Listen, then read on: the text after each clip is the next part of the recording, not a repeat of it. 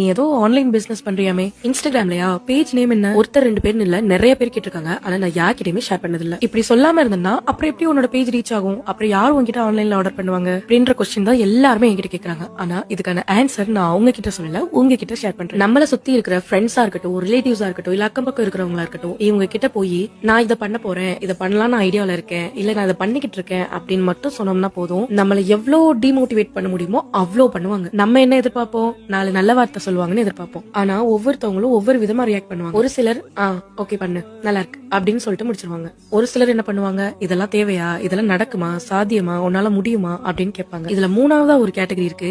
நம்ம கிட்ட வாவ் சூப்பரா பண்ற, செம்மையா பண்ற அப்படின்னு சொல்லிட்டு மொத்தமா இழுத்து மூட வச்சிருவாங்க. நான் நல்லா வரணும்னு நினைக்கிறவங்களும் நிறைய பேர் இருக்காங்க. ஆனா அவங்களுக்கு ஷேர் பண்ணும்போது எப்படியாவது நான் நல்லாவே வரக்கூடாதுன்னு நினைக்கிறாங்கல்ல, அவங்களுக்கும் போய் சேர்ந்துரு. சோ இதுல இருந்து நான் ஒரு விஷயம் கத்துக்கிட்டேன். நம்ம எந்த விஷயம் பண்ணாலும் அதுல சக்சஸ் ஆகுற வரையும் நம்மள சுத்தி இருக்கிறவங்கள்ட்ட சைலண்டா இருக்கிறதே ஒரு பெரிய சக்சஸ்.